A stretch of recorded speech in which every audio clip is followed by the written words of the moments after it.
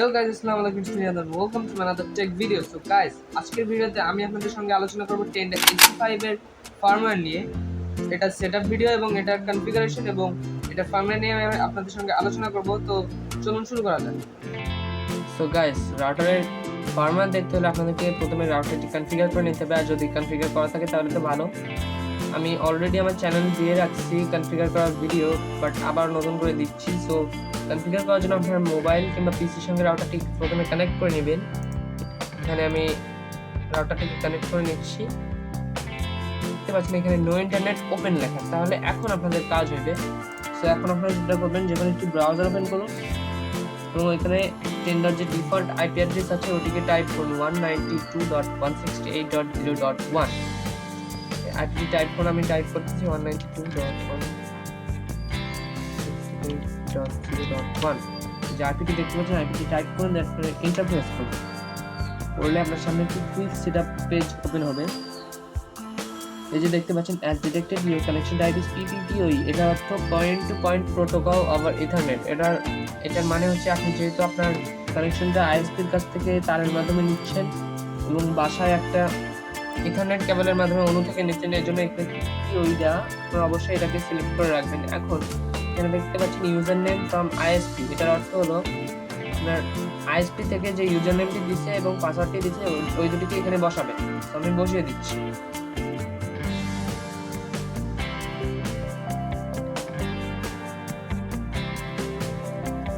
এখন আপনারা চাইলে এখান থেকে নাম এডিট করতে পারেন। তো আমি একটি নাম বসিয়ে দিচ্ছি এখানে, আর চাইলে পাসওয়ার্ডও বসিয়ে দিতে পারেন।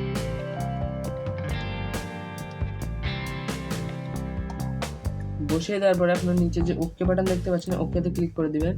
এখন আপনারা যে নিচে ওকে বাটন দেখতে পাচ্ছেন এখানে ক্লিক করে দিবেন। এখন দেখতে পাচ্ছেন এখানে সেভড লেখা উঠছে, মানে আপনার কনফিগার করা শেষ। এখন আপনাদের যেটা করতে হবে, দেখবেন আপনি যেহেতু নতুন নাম বসিয়েছেন সেই নামটি শো করাবে এখানে। এই যে নতুন নামটি বসিয়েছি সেই নামের সঙ্গে কানেক্ট করে নেবেন। এখানে নো ইন্টারনেট দেখাচ্ছে, এটা ঠিক হয়ে যাবে অটোমেটিক। তো এখন আপনারা ব্রাউজারটি নতুন করে ওপেন করবেন এবং একই অ্যাড্রেসটি আবার টাইপ করবেন, টেন্ডার ডিফল্ট আইপিটি। সো আমার সেভ করা আছে, আমি এখানে এন্টার করে দিলে এখন দেখতে পাচ্ছেন এখানে ডিরেক্ট আপনার এরকম একটি পেজে নিয়ে চলে আসবে। সো এখন এখানে দেখবেন একটা রিকমেন্ডেড দেখাবে, যে আমি দেখাই, এই যে the current router has no login password, এটা অবশ্যই আপনাদেরকে বসিয়ে নিতে হবে। তো এটার জন্য আপনার প্রথমে অ্যাডমিনিস্ট্রেশন যে অপশন এখানে যান, দেন এখানে যে new password and confirm password এই দুটোকেই আপনার বসিয়ে নিতে হবে। সো আমি এই দুটিকে বসিয়ে দিচ্ছি। এখন কনফার্ম করে দিবেন। দেওয়ার পরে আপনারা এই যে নিচে ওকে বাটন দেখতে পাচ্ছেন এখানে ক্লিক করে দিবেন। দিলে আপনার সামনে একটি লগইন পেজ চলে আসবে। এই যে লগইন পেজে নিয়ে চলে আসছে। এখন আপনারা এখানে যে পাসওয়ার্ডটি এইমাত্র লিখছিলেন এটিকে বসিয়ে দিবেন, দেন লগইন করে নেবেন। এখন আপনার রাউটারে সহজে কেউ ঢুকতে পারবে না, অবশ্যই একটু কঠিন পাসওয়ার্ড দিবেন যেন সহজে কেউ অ্যাক্সেস না করতে পারে। এখন প্রথমে দেখতে পাচ্ছেন, এখন আমরা ফার্মওয়্যার নিয়ে আলোচনা করব। প্রথমে দেখতে পাচ্ছেন স্ট্যাটাস, এখানে আপনার রাউটারটি কানেক্ট আছে কিনা, ডিভাইস পর্যন্ত পৌঁছাচ্ছে কিনা, কত কেবিএস, কত ডাউনলোড স্পিড, আপলোড স্পিড দেখতে পাবেন। এখানে রাউটারের ডিটেলস গুলো দেওয়া আছে, like one IP address, LAN IP address, এগুলো আছে। এখানে স্ট্যাটাস দেখতে পাবেন। তারপরে দেখতে পাচ্ছেন ইন্টারনেট সেটিং, এখানে গিয়ে আপনারা রাউটারটির অপারেটিং মোড দেখতে পাবেন, এটি কয়ভাবে ব্যবহার করা যেতে পারে। এটা রাউটার মোডে ব্যবহার করা যেতে পারে, WISP মোডে ব্যবহার করা যেতে পারে, ইউনিভার্সাল রিপিটার মোডে ব্যবহার করা যেতে পারে, আর এখানে যে এপি মোড যেটা, এটাতে অ্যাক্সেস পয়েন্ট যেটা, এটাতে ব্যবহার করা যেতে পারে। মানে মোট 4টি মোডে ব্যবহার করা যেতে পারে। এখন নিচে দেখতে পাচ্ছেন ইন্টারনেট কানেকশন, এখানে পিপিপিওই দেওয়া, মানে প্রথমে যেটা আমরা কনফিগার করছিলাম।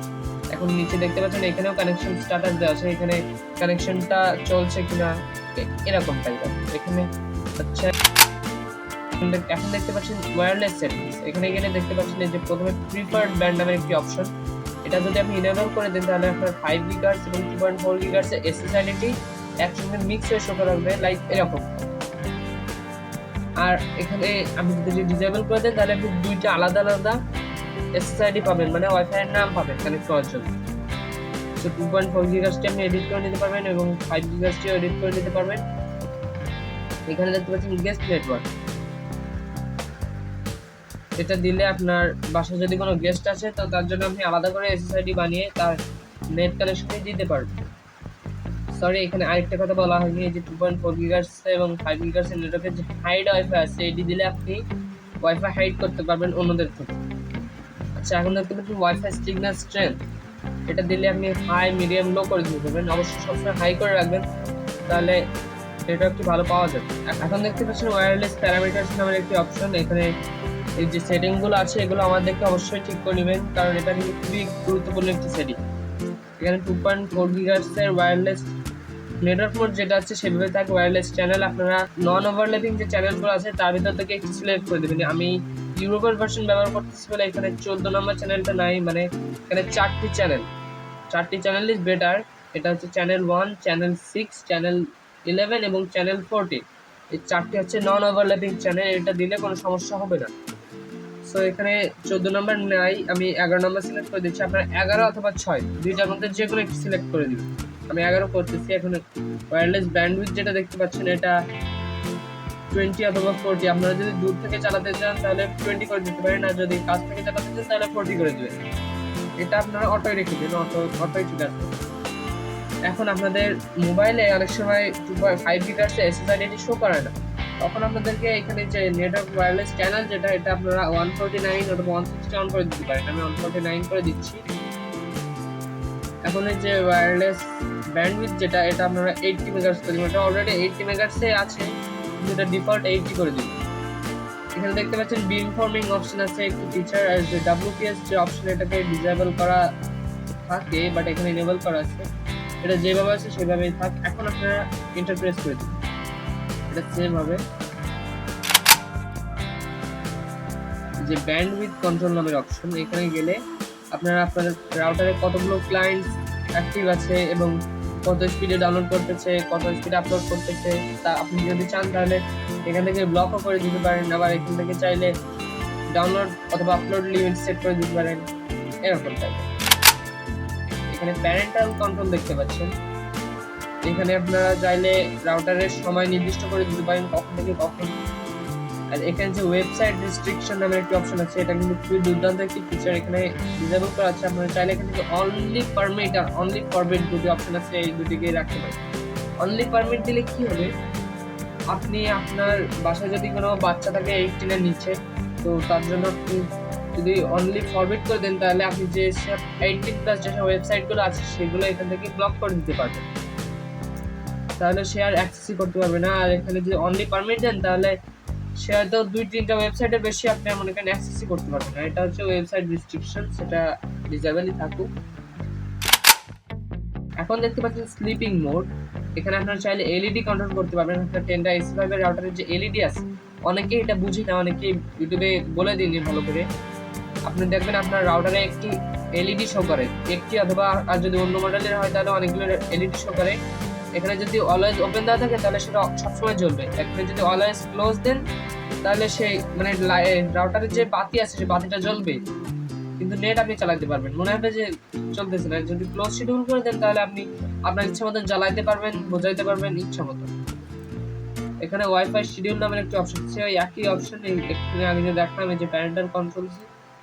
আচ্ছা, এখন দেখতে পাচ্ছেন অ্যাডভান্সড, এখানে যদি ব্ল্যাক লিস্ট করে দেন তাহলে আপনি যে কোনো আপনি আপনার রাউটারে যে কেউ সহজে অ্যাক্সেস করতে পারবে। যদি পাসওয়ার্ড থাকে আপনি তাকে ব্লক করতে পারবেন, সে কিন্তু চাইলে আবার আপনার রাউটারে অ্যাক্সেস করতে পারবে ফরগেট করে। কিন্তু আপনি যদি হোয়াইট লিস্ট করে দেন, এখানে ম্যাক অ্যাড্রেস ফিল্টার নামে যে অপশনটি শুনছেন সেটাই, হোয়াইট লিস্ট করে দিলে আপনি যতই চেষ্টা করেন, আপনি যে কয়টা ম্যাক অ্যাড্রেস এখানে বসিয়ে আপনি ওকে করে দিবেন, তার বেশি যদি কেউ যদি কানেক্ট করার চেষ্টা করে তো সে পারবেই না। এটা হচ্ছে ম্যাক অ্যাড্রেসের সুবিধা, তো এটা ডিফল্ট যেভাবে আছে সেভাবেই থাকুক। এখানে দেখতে পাচ্ছেন IPTV, আপনার রাউটারে 4টি পোর্ট আছে, একটি 1 পোর্ট এবং 3টি ল্যান্ড পোর্ট। 3 নম্বর ল্যান্ড পোর্টে IPTV হিসেবেও কাজ করে, তো সেইখানে আপনি চাইলে IPTV পোর্টটি ব্যবহার করতে পারেন। এটার মাধ্যমে টিভিতে ইন্টারনেট সংযোগ দিতে পারবেন। এখানে দেখতে পাচ্ছেন IP ম্যাক বাইন্ডিং, এটার মাধ্যমে একটা কাজ হয় আপনার এখানে VPN এর অপশন আছে, TPTP and LTTP client. IPv6 এটা হচ্ছে ইন্টারনেট প্রোটোকল ভার্সন 6, এটা বেশিরভাগ রাউটারে থাকে না, বাট টেন্ডার এই রাউটারতে এটা আছে, এটাই সৌভাগ্য, এটা ডিফল্ট থাকবে। এখন দেখতে পাচ্ছেন লাস্টে অ্যাডমিনিস্ট্রেশনের একটি অপশন, এখানে গেলে দেখতে পাই যে আপনাদের দেখিয়েছিলাম লগ ইন পাসওয়ার্ড কিভাবে চেঞ্জ করবেন, কিভাবে লাগাবেন, এগুলো আর কি। এখন দেখুন ওয়ান প্যারামিটার, এটা ডিফল্ট থাকুক, এগুলো ডিফল্ট। এখানে দেখছি রিমোট ওয়েব বেসড ম্যানেজমেন্ট, এটা এনেবল করে দিলে আপনি আপনার রাউটারটিকে দূর থেকে কন্ট্রোল করতে পারবেন। লাইক এখানে যে ম্যানেজমেন্ট, যে আপনার রাউটারের যে ওয়ানের যে আইপি অ্যাড্রেসটি আছে সেটাকে বসিয়ে দেন, আপনার যে পোর্ট নাম্বার বসিয়ে দিলে আপনি যে দেশের যে প্রান্তেই থাকুন না কেন সেখান থেকে আপনার রাউটারকে কন্ট্রোল করতে পারবেন। এখানে টাইম জোন সিলেক্ট করা আছে, এখান থেকে আপনি চাইলে রাউটার রিবুট করতে পারবেন, এখান থেকে চাইলে রাউটার ফ্যাক্টরি রিসেট করতে পারবেন, এখান থেকে ব্যাকআপ করতে পারবেন। অনেক সময় হয় কি যে আপনি রাউটার কনফিগার করে রাখছেন অনেক কষ্ট করে, লাইক যে চ্যানেলগুলো কনফিগার করছেন, যে অনেক কিছু কনফিগার করছেন, এখন আপনার মনেও থাকে না, তখন আপনি চাইলে এখান থেকে ব্যাকআপ নিয়ে জাস্ট অনলি আপনি রাউটারটি কনফিগার করে দেন, এগুলো আপনার একটা একটা করে করা লাগবে না, এখানে রিস্টোর করে দিলে সেই ফাইলটা এক্সপোর্ট করে দিলে হয়ে গেল। এখানে এক্সপোর্ট সিস্টেম লগ, আর এখানে দেখতে পাচ্ছেন ফার্মওয়্যার আপগ্রেড, এখানে লোকাল আপগ্রেড, মানে আপনি যদি ডাউনলোড করে লোকালি আপগ্রেড করতে চান তাহলে পাবেন, আর এখানে থেকে চাইলে অনলাইন আপগ্রেড করতে পারবেন। এটা অলরেডি লেটার ভার্সন, সো আমার আপগ্রেড করা লাগতেছে না। সো গাইস, এই ছিল আজকে টেলরা AC5 এর ফার্মওয়্যার নিয়ে ভিডিও। ভালো লাগলে অবশ্যই লাইক কমেন্ট শেয়ার করবেন। বাই বাই, খোদা।